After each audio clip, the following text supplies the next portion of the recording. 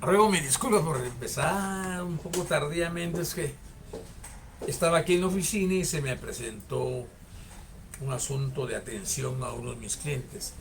Vean, el tema de que hoy iniciamos es un tema que tiene mucha trascendencia con lo que está sucediendo actualmente en el país. Y de ahí que yo haya creído oportuno empezar a trabajar acerca de la acción constitucional de amparo. Hoy el amparo es una figura procesal en materia de nuestro derecho procesal constitucional que ha revestido características muy importantes. Y nuestra materia evidentemente representa no solo en este momento, sino en otras ocasiones, aspectos sumamente importantes. ¿Y por qué digo aspectos sumamente importantes? Porque resulta que todo el quehacer en materia político-electoral de lo que está sucediendo ha llevado a los representantes legales de los partidos políticos, principalmente el partido político que ha planteado acciones de amparo por el hecho de que no se quiere respetar la voluntad popular. Bueno, resulta que lo que ha estado sucediendo es lo siguiente, ¿no? Se han, plan se han planteado acciones de amparo y muchas veces se ha incurrido en errores. Si ustedes ven la dinámica que está teniendo el país en ese sentido, ha sido muy recurrente en el planteamiento de este tipo de acciones y por lo tanto la justicia constitucional reviste trascendencia. Por ejemplo, la Corte de Constitucionalidad el día de hoy dice: declara sin lugar el recurso de apelación interpuesto por el partido político Movimiento Semilla, por lo que se confirma la suspensión definitiva del amparo contra el rechazo de la recusación del juez Freddy Orellana, ¿verdad? Entonces, en algunos casos se han cometido algunos errores técnicos y por esa razón nuestra materia es sumamente importante, porque imagínense ustedes que los contratan como abogados y tienen que tener un conocimiento profundo de cómo plantear determinadas acciones de amparo, ¿verdad? Y decía esto porque, por ejemplo, el día de hoy, estoy viendo en mi celular las noticias. El día de hoy por la mañana se otorgó un amparo provisional a la directora del Registro de Ciudadanos. Resulta que el juez Freddy Orellana, juez séptimo de instancia penal, había ordenado la orden de aprehensión en contra de la titular del Registro de Ciudadanos. Dicha titular planteó una acción constitucional de amparo y tengo entendido que se le amparó provisionalmente y se ordenó dejar en suspenso dicha detención de la referida funcionaria del Tribunal Supremo Electoral. Bueno, así las cosas, entonces, la trascendencia que comporta nuestra disciplina es sumamente importante. Y es importante porque resulta que, como he señalado, se han venido presentando acciones constitucionales de amparo para tratar de detener ese tipo de actividades que son lanzadas desde la Corte Suprema de Justicia y el propio Ministerio Público. Por ejemplo, dice aquí las noticias: por primera vez un presidente electo lanza una convocatoria pública para pedir respaldo a la población. Ayer Bernardo Arévalo presentó amparo ante la Corte Suprema de Justicia para pedirles que detengan las acciones de Porras, Curruchiche y el juez Orellana. Y una concentración en la Plaza de los Derechos Humanos, que es la plaza que está en el frontispicio de la Corte Suprema de Justicia. Bueno, resulta así las cosas que para presentar acciones constitucionales de amparo no se trata simple y llanamente de presentarlas, ¿verdad? Hay que cumplir con cierto rigorismo, hay que cumplir con ciertos principios, hay que partir del agotamiento de ciertos recursos, ¿no? Donde acá pues conoceremos algunas cuestiones, como por ejemplo, ¿es el amparo un proceso constitucional? ¿Es el amparo un recurso? ¿Cuál es la naturaleza jurídica del amparo? ¿Por qué se dice entonces que el amparo se le reconoce como un proceso? ¿Cómo definimos jurídicamente, cómo está establecida en nuestra Constitución la definición del amparo? ¿Qué finalidades se pretenden por medio de la promoción de la acción de amparo? Cuando se habla de la finalidad objeto del amparo, ¿por qué se habla que el amparo puede ser preventivo o puede ser reparador? ¿Qué principios deben de observarse para un correcto planteamiento del amparo? Vamos a estudiar 3 principios básicos. Principio de presentación del amparo en el plazo legalmente establecido. Estableceremos también y estudiaremos el principio de definitividad procesal, que es un principio sumamente importante. Explicaremos el principio de agravio personal y directo. Nos referiremos a los aspectos que hay que tomarse en cuenta en el acto de iniciación de la acción constitucional de amparo. Nos referiremos a todo el trámite que se produce en el amparo, desde la admisibilidad formal del planteamiento del amparo. Asimismo, ¿qué sucede ya cuando se plantea el amparo en cuanto a la recepción de los antecedentes o el informe circunstanciado? Hablaremos acerca del amparo provisional, ya sea otorgándolo, denegándolo, confirmándolo o revocándolo. Hablaremos evidentemente también a quienes debe de correrse la audiencia de ese informe inmediatamente recibido por el órgano jurisdiccional en materia constitucional.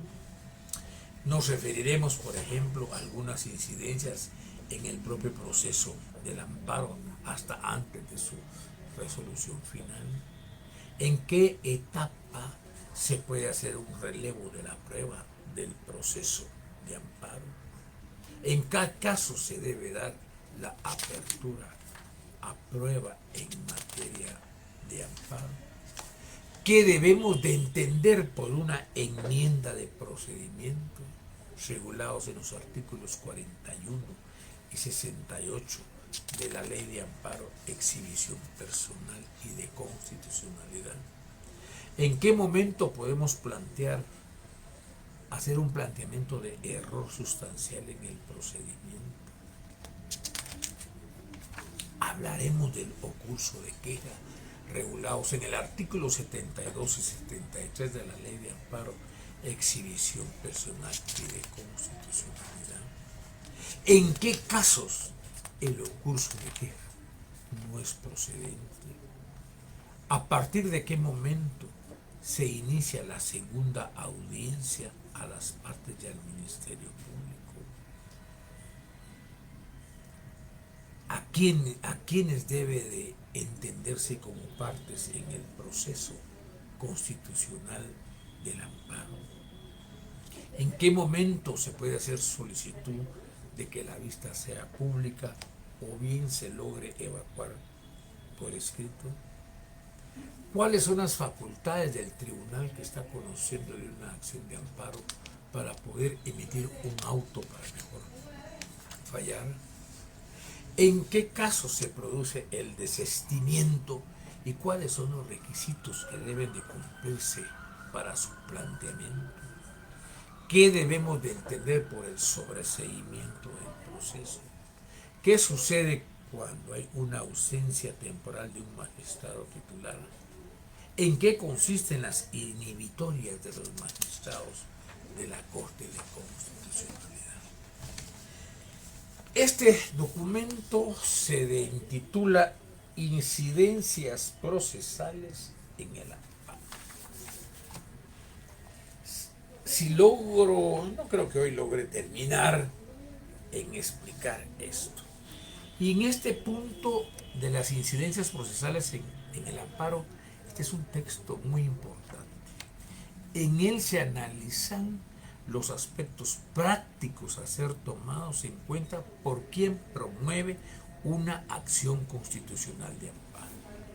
Esto es básico que se deba tener conocimiento de esto.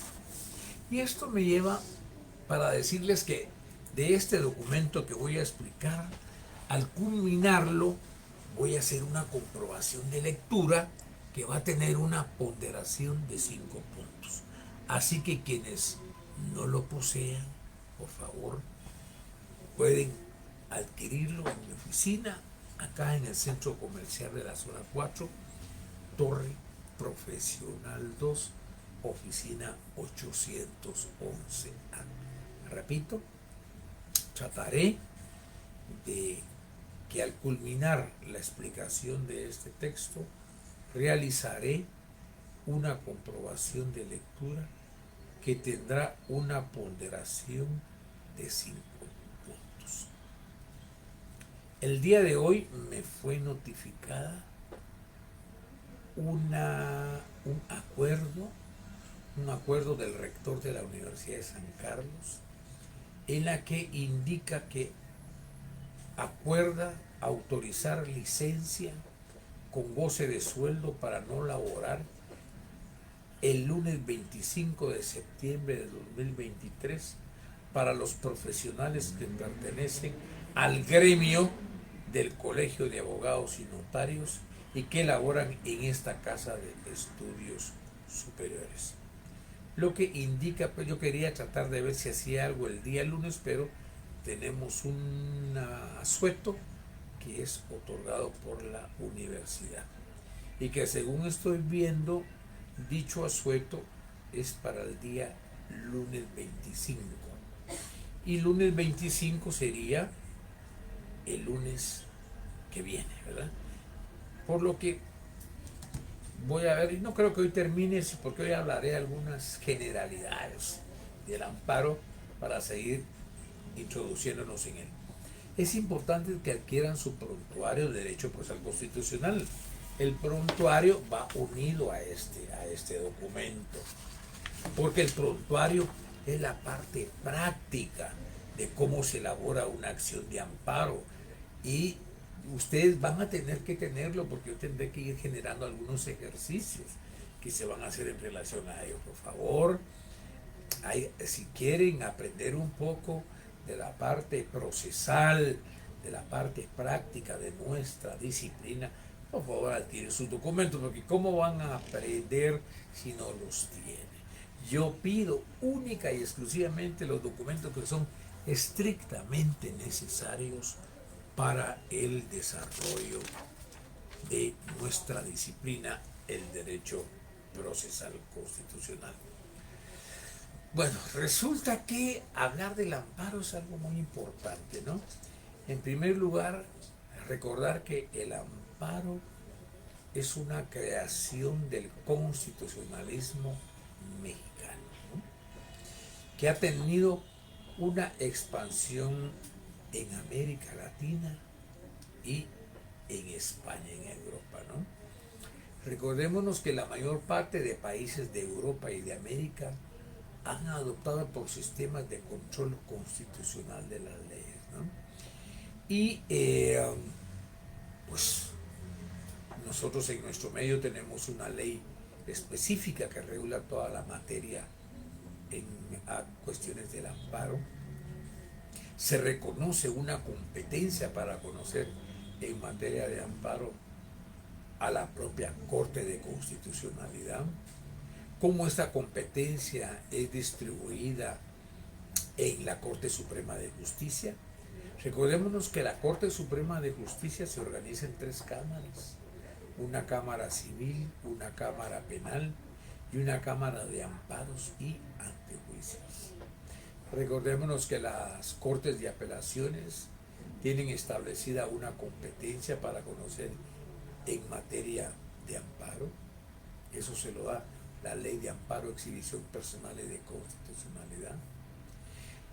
Esta misma Ley de Amparo, Exhibición Personal y de Constitucionalidad también le otorga competencia para conocer en esa materia a los juzgados de primera instancia, ¿verdad? Y solo para citar algunos ejemplos: competencia de los jueces de primera instancia. Los jueces de primera instancia del orden común en sus respectivas jurisdicciones conocerán de los amparos que se interpongan en contra de los administradores de rentas, los jueces menores, los jefes y demás empleados de policía, los alcaldes y corporaciones municipales no comprendidos en el artículo anterior, los demás funcionarios, autoridades y empleados de cualquier fuero o ramo no especificados en los artículos anteriores, las entidades de derecho privado. En fin, vemos que nuestra ley de amparo distribuye la competencia para conocer de los mismos en primer orden a la Corte de Constitucionalidad, en segundo lugar a la Corte Suprema de Justicia, en tercer lugar competencia de las Cortes de Apelaciones y en cuarto lugar competencia de los jueces de primera instancia. Así es como está distribuida la competencia. Recordémonos que la jurisdicción es la facultad que tienen los órganos jurisdiccionales de administrar justicia, ¿no? En tanto que la competencia no es ni más que la distribución de la jurisdicción, ¿verdad? Entonces, estos son conceptos sumamente importantes que iremos desarrollando en esta nuestra materia.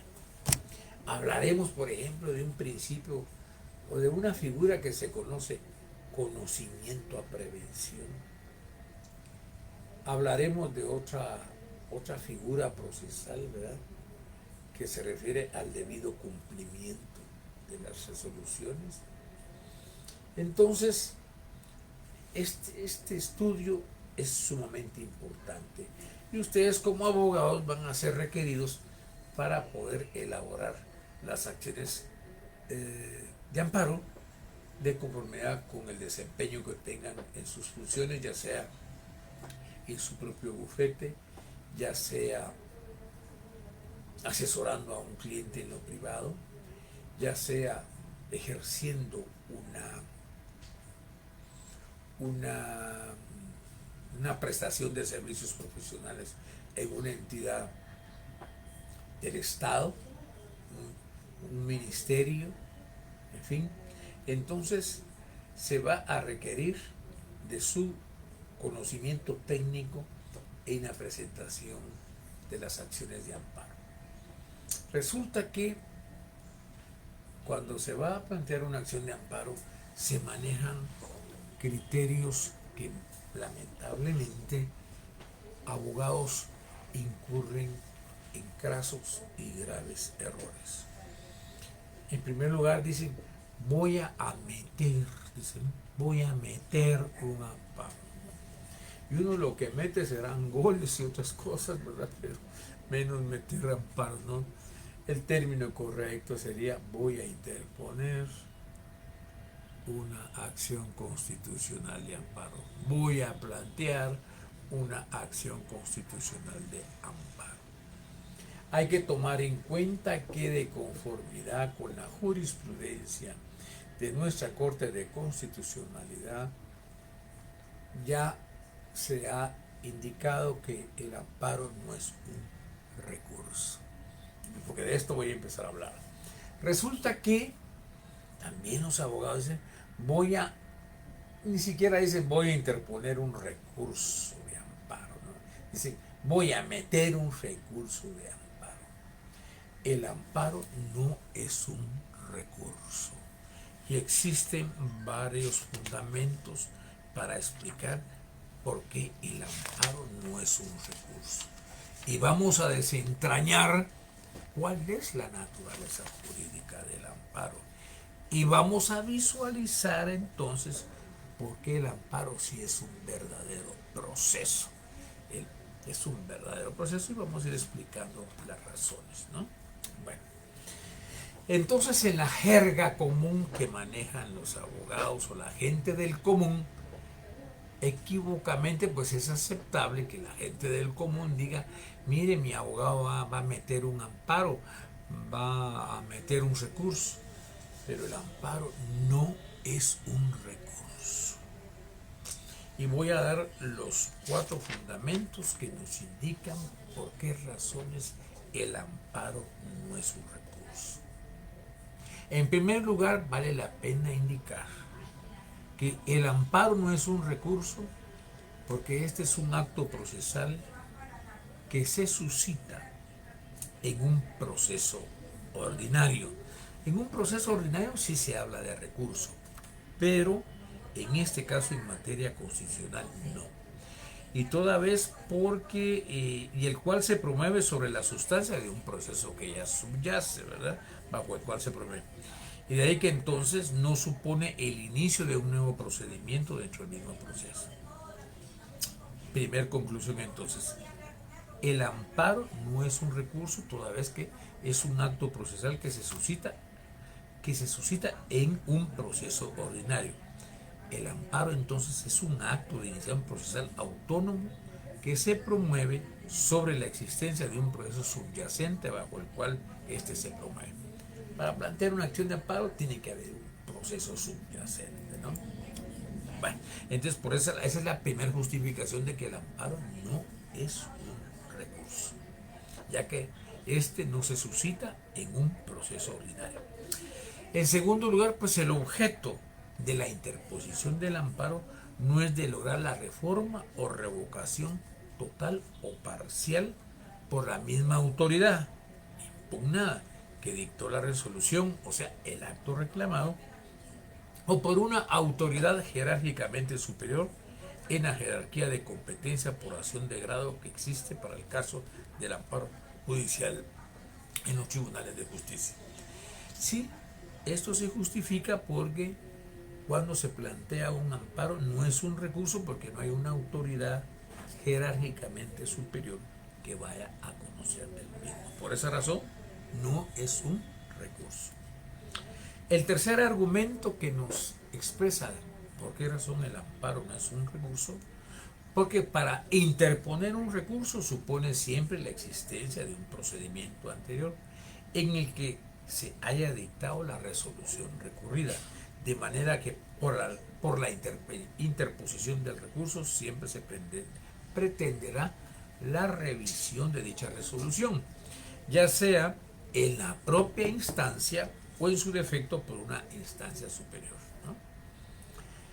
Bueno, y por último, la tercera justificación que nos señala por qué circunstancias el amparo no es un recurso, porque dice que el fin directo del amparo consiste básicamente en controlar judicialmente si el acto contra el que se promueve el amparo implica o conlleva o comporta o contiene violación a derechos fundamentales. Estas son entonces las 4 justificaciones que nos explican por qué razones el amparo no es un recurso. Y efectivamente, en esa búsqueda de la tutela judicial legítima que están establecidas en los artículos 29, 203 de la Constitución Política de la República de Guatemala. Veamos qué nos dice el artículo 29 de nuestra Constitución Política de la República de Guatemala. El artículo 29 dice lo siguiente: libre acceso a los tribunales y dependencias del Estado.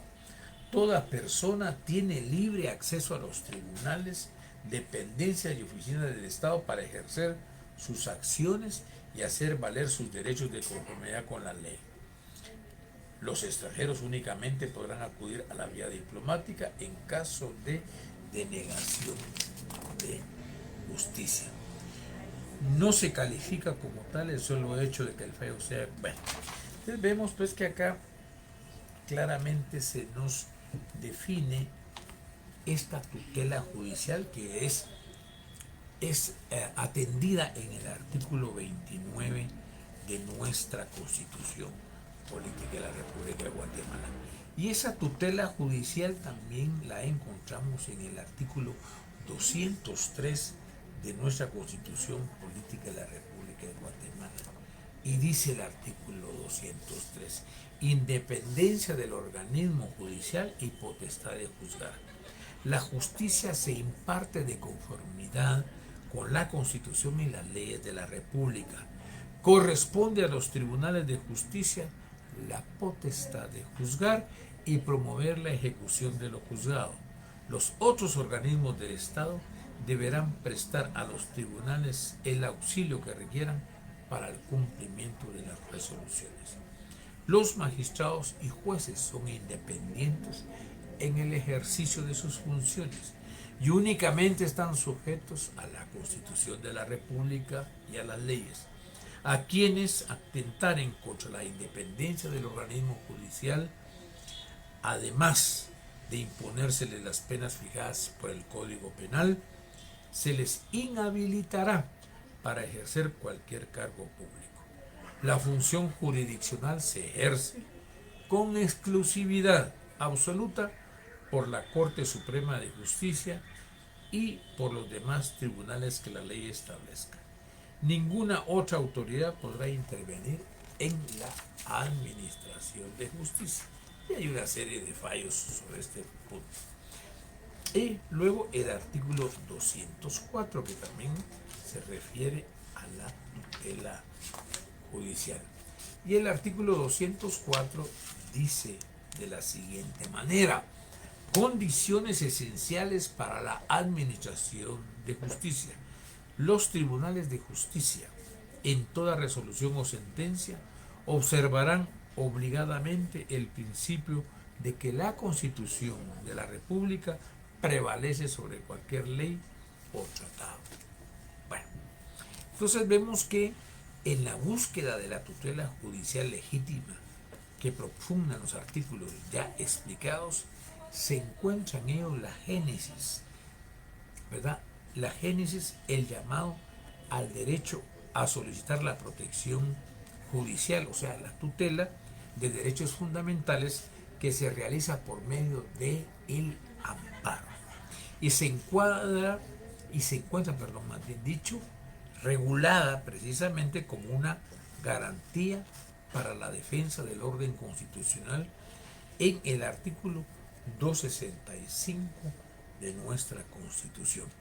El artículo 265 de nuestra Constitución dice lo siguiente, ahí nos da una definición y dice: procedencia del amparo. Se instituye el amparo con el fin de proteger a las personas contra las amenazas de violaciones a sus derechos o para restaurar el imperio de los mismos cuando la violación hubiere ocurrido. No hay ámbito que no sea susceptible de amparo y procederá siempre que los actos, resoluciones, disposiciones o leyes de autoridad lleven implícitos una amenaza, restricción o violación a los derechos que la Constitución y las leyes garantizan. Así se define en el artículo 265 de nuestra Constitución el amparo.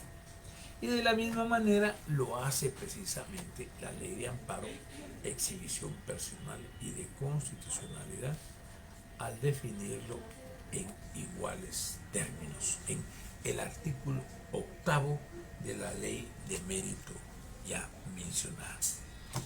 Entonces, así las cosas, la Corte de Constitucionalidad, para desentrañar el tema de la naturaleza jurídica del amparo, nos dice lo siguiente.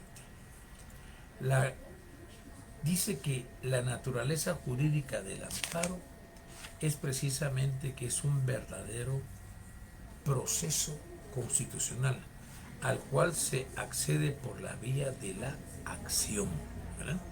Repito, en el tema de la naturaleza jurídica del amparo se dice que es un verdadero proceso constitucional al cual se accede por la vía de la acción.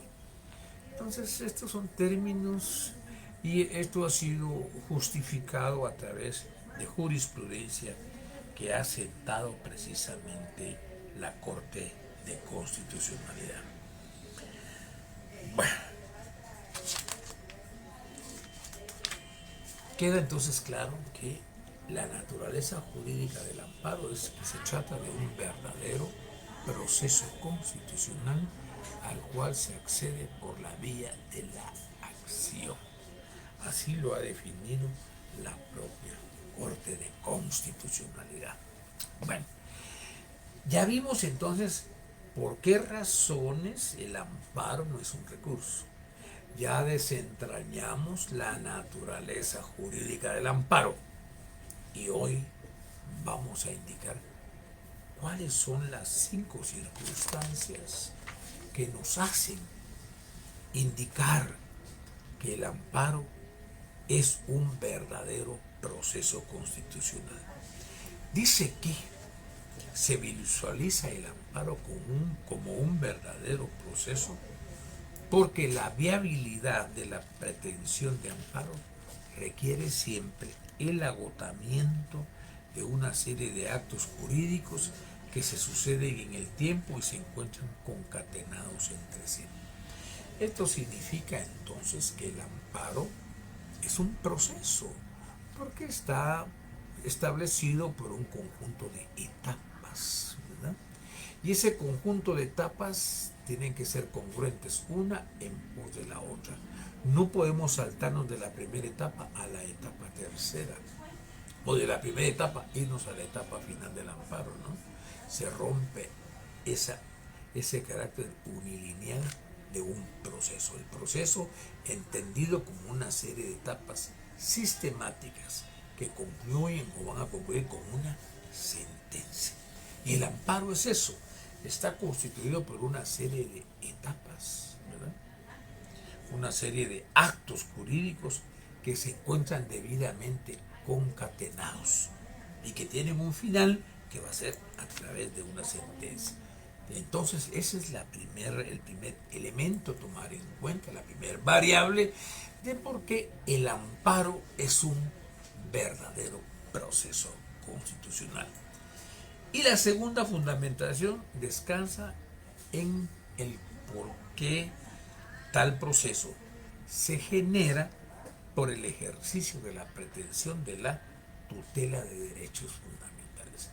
El amparo regularmente se plantea sobre la base de que cuando se producen violaciones a derechos fundamentales reconocidos en la propia Constitución, reconocidos en las leyes ordinarias y en aquellas convenciones y tratados internacionales que han sido ratificados por nuestro país.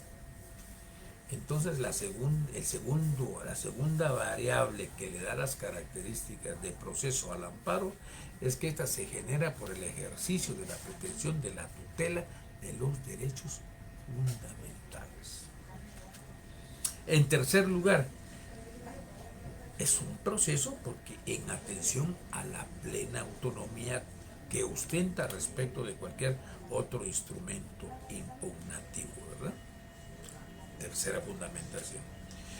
Cuarta justificación o cuarta variable descansa en que para poder determinar su estimación o desestimación, o sea, acoger la pretensión o desestimar la pretensión de amparo debe ser resuelta por un órgano jurisdiccional, siguiendo el debido proceso establecido en la ley que rige el trámite y resolución de dicha pretensión. Y esa ley que rige el trámite y resolución de dicha pretensión se llama Ley de Amparo, Exhibición Personal y de Constitucionalidad. Y, por último, la última justificación del por qué se visualiza que el amparo es un verdadero proceso, porque el amparo opera de forma extraordinaria y subsidiaria. Ahí voy a explicar esto. Repito, se considera que es un verdadero proceso porque opera de forma extraordinaria y subsidiaria, pues condiciona su viabilidad a la ausencia de recursos y procedimientos por medio de los cuales se pueda reparar la situación jurídica afectada sin sustituir estos. Lo que nos está diciendo acá entonces, que para poder ocurrir por la vía del amparo, tenemos que haber agotado los procesos y los recursos por los cuales pudo haberse arreglado la situación planteada. Y que el amparo entonces solo va a operar en forma extraordinaria y en forma subsidiaria. Bueno, analicemos entonces la definición que nos da nuestra Constitución Política de la República de Guatemala en su artículo 265. ¿Y cómo nos define el amparo? Vamos a irlo haciendo de manera parsimoniosa. Dice que se instituye el amparo con el fin de proteger a las personas. Nos está indicando claramente que esta institución constitucional se ha creado para proteger a las personas. ¿Y contra qué va a proteger a las personas el amparo? Dice contra las amenazas de violaciones a sus derechos. Esto significa que cuando hay una amenaza de violación a los derechos, o bien también cuando ya se ha producido la violación, dice, o para restaurar el imperio de los mismos, cuando la violación hubiera ocurrido. Son dos momentos. El primer momento es amenaza de violaciones a los derechos, o en su defecto, cuando ya se han violado esos derechos, ¿verdad? Sirve para restaurar esa violación.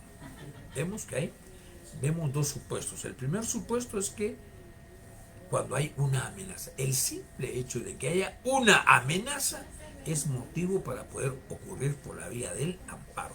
Pero previamente tuvimos que haber agotado los recursos ordinarios, ¿verdad? Bueno, y finalmente sigue diciendo la definición que no hay ámbito que no sea susceptible de amparo. Esto quiere decir que no hay materia alguna, no hay circunstancia alguna que no diga que podamos ocurrir por la vía de un proceso constitucional de amparo. No hay ámbito. O sea, cualquier situación es susceptible de poder plantear una acción de amparo.